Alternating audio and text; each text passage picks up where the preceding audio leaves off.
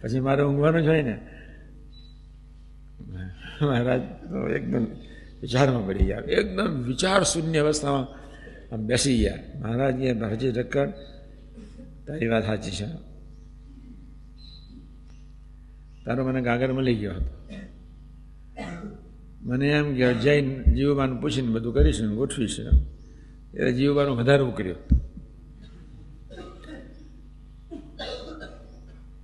મહારાજ મેં કોઠારી તો આ છે, વ્યવહાર તો એ કરે છે. તમે તો એક મોટા કોઠારી જ છો ને. પણ હસતા રમતા જીવબાને મહારાજે કહી દીધું, 200-400 એકર છે, એમાંથી 10-15 એકર વેચી દેવી હતી ને. હરિભક્તોની સેવા ક્યાંથી? કાંઈ વાંધો નહીં, કાલ સમયો થઈ જશે, કરો ધૂન. બેસાડી દીધા. આખો દિવસ પ્રભુ કાંઈ સંભાળે નહીં, કાંઈ એટલે કાંઈ નહીં, ગોળ નહીં, ઘી નહીં, તેલ નહીં, કાંઈ નહીં. કથા વાર્તા, ભજન, વાડી, ગઢરા, નદી, નાહવાનું, જે સ્વામિનારાયણ કંઈ સંભાળે દે. દરેક પુરુષમાં સ્ત્રીનો સ્વભાવ હોય છે, પુરુષનો સ્વભાવ, બંને સ્ત્રી અને પુરુષ. સ્ત્રીના ચૈતન્યમાં પુરુષનો સ્વભાવ પડેલો હોય જ, પણ એ અજાગ્રત અવસ્થામાં હોય. પુરુષના ચૈતન્યમાં સ્ત્રીનો સ્વભાવ પડેલો હોય, પણ એ બી અજાગ્રત અવસ્થામાં હોય. પણ એને પ્રવેશવા દેવો તો નહીં, અજાગ્રત અવસ્થામાં બંને પડી રહે તો સારું. રાત્રે 11 વાગ્યા સુધી કોઈ વ્યવસ્થા નહીં. મહારાજે નસ્કોનો બોલાવે, જીવ હરજી ઠક્કરે નસ્કોનો બોલાવે, બંને ગુરુ શિષ્ય સરસ. અને બીજી બાજુ જય સ્વામિનારાયણ, ઊંઘ કોની ખરાબ થઈ ગયેલી, લેવા દેવા વગર. કોકની બુદ્ધિ, કોકનું બ્રહ્માંડ, કોકનું જગત, કોકનું કોક સર્જનહાર માથે લઈને ફરનાર આપણે બધા ખૂબ દુઃખી. સવારના પરમાં 4 વાગે 8 ગાડા આવી ગયા. બસ ભગવાન સ્વામિનારાયણ સીધા હરજી ઠક્કરની કે ઉતારો સીધું સામાન. એમ બધું ગોઠવી ગયું. પ્રભુએ પહેલેથી કાગળ લખ્યા હોય કે ગમે તે ગયા હોય, પણ 8 ગામમાંથી 8 ગાડા યથાવત જે જોઈતું એ બધું આવી ગયું. 6 મહિનાનું સીધું થઈ ગયું, બધું સરસ થઈ ગયું. પછી સવારના પરમાં કોઈ દિવસ મહારાજ વહેલા બાને મળવા ન જાય, કોઈ દિવસ ન જાય. ઠાકોરજીના દર્શન કરી, મુક્તાંશના દર્શન કરે, પછી સભામાં ગોષ્ઠી કરે, પછી એ બાજુ આનંદ કરવા જાય. તો દાધન કરતાં કરતાં પહોંચી ગયા. તમારી ચિંતા ગોપીનાથજી દેવે ટાળી દીધી છે. શું કહ્યું? ગોપીનાથજી દેવે તમારી ચિંતા ટાળી નાખી છે. પછી શૂન્ય મનસ્ક, કાંઈ બોલ્યા નહીં. પણ બહુ અઘરું છે. આત્માની શરીરને, આત્માની શક્તિનો વિકાસ કરવા માટે ચિંતા ફ્રી રહેવો જોઈએ. એક સંકલ્પ વિકલ્પ ફ્રી રહેવો જોઈએ. જરૂરિયાત પૂરતા સંકલ્પ. સવડા વિચારો ગ્રહણ કરો, અવડાનો ત્યાગ કરો. બસ શક્તિ વપરાય નહીં. સવડા વિચારો તમે ગ્રહણ કર્યા કરશો, અવડાનો ત્યાગ કરશો. આ તો અવડામાં પડ્યા રહેશો ને સવડામાં પડ્યા રહેશો, બે સંઘર્ષ ચાલશે ને બ્રેન ગોડું થઈ જશે. બરાબર. મારી જોડે બીપી પટેલ વાંચતો, લંડન છે, તો મારી જોડે વાંચવા, અમે બધા સાથે વાંચવા બેસીએ. આ સમરો જેવી વાત, સાચી વાત કરું છું. બહુ મહેનત કરે, એટલી બધી મહેનત કરે, એટલી બધી મહેનત કરે. ત્યારે કલાક થાય ને મને કહે કે હવે તું વાંચ.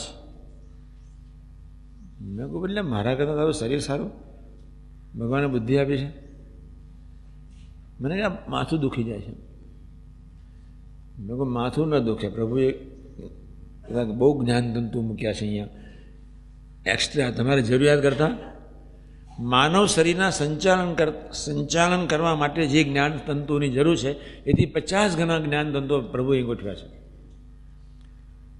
ભગવાનની કરુણા કેવી છે, યુ કાન્ટ. એની કરુણાનો કોઈ પાર નથી. જેટલા જરૂર છે કામ કરવા માટે, જે જ્ઞાન તંતુની જરૂર છે એથી 50 ગણા જ્ઞાન તંતુઓ ભગવાને બ્રેનમાં મૂક્યા છે. પણ કમનસીબ છે એ પેલો વાંચવા બેસે એટલે આમ બરોબર વાંચે. હા, હું બેઠો એટલે આમ તો આમ ડાફડે મારે નહીં, એટલે આમ એટલો વાંચે એક બાજુ વૃત્તિ આમ અને મનની વૃત્તિ બીજે, બે સંઘર્ષ થાય શું? માથું દુખી જાય.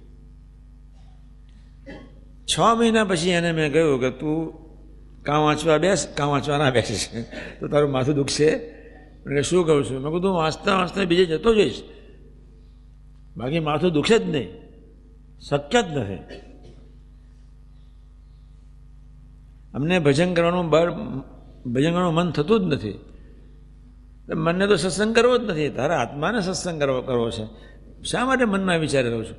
કોઈ દિવસ મનને બુદ્ધિને ભજન કરવાનું સંકલ્પ ઉઠે જ નહીં. નરી ગંદકી આ કોઠારમાં ભરેલી હોય એને ક્યાંથી ભજન કરવાનું મન થાય? નરી ગંદકી. આત્માને ભજન કરવું છે, આત્માને સુખી થવું છે, આત્મા આનંદિત છે.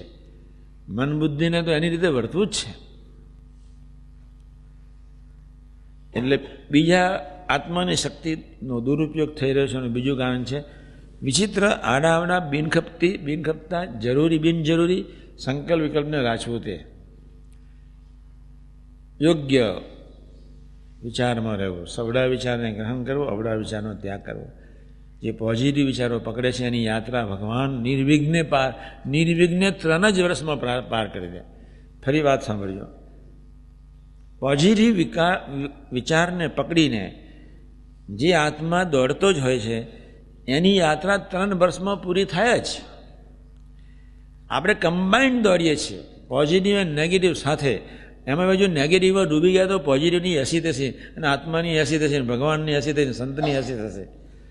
બધાનો અભાવ લઈને મરી જવાનો.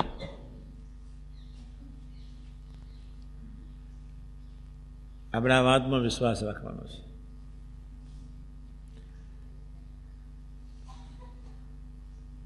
કેટલો સાદો જ મંત્ર છે ને, શબ્દ કેવો. સ્વામિનારાયણ નામનો મંત્ર બહુ બળ્યો છે. બસ એ જેવો કોઈ મોટો મંત્ર નથી. 4 વસ્તુ આપી દીધી, 4 વસ્તુ. પ્રચંડ શક્તિ આપી દીધી, પ્રચંડ શક્તિ, પ્રચંડ આશીર્વાદ આપી દીધા, પ્રચંડ સુખ આપી દીધું. ખાલી આટલામાં જ.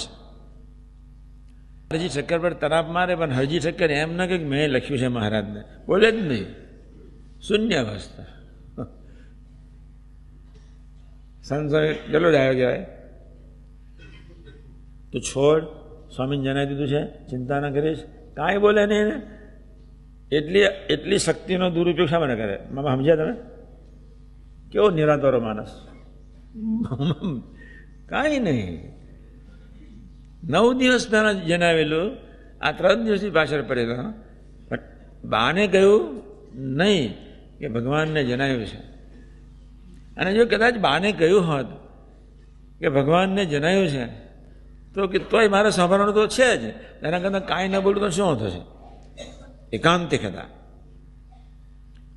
એક ખોજાને આટલી બધી પોસ્ટનો વહીવટ સંપવો એટલે શું? પણ સવારના પરમાં ગાડા એટલે બધા શાંત થઈ ગયા. પછી આનંદ વિભોર સમય જય સ્વામિનારાયણ. પછી મહારાજ જ્યારે 15 દિવસ પછી બહાર નીકળતા હતા ત્યારે મહારાજે જીવબાન લાડુ 6 મહિનાનું સીધું આવી ગયું છે. હા 6 મહિના સુધી મને યાદ નહીં કરવાનો. મહારાજ બહુ ટીખડી હતા. જીવબાન કે યાદ તો કરવા જ પડે ને, પણ યાદ કરજો, પણ આના માટે નહીં કરતા. એમ આપણી એક વિચિત્ર અવસ્થા છે. આનંદ પ્રકારની ચિંતાઓ. બસ કોઈ બીમાર પડ્યા હોય, જો 1-2 કલાક દવા મળી આવે, કેટલા કલાક, તમારું કોઈ ધ્યાન રાખતું નથી.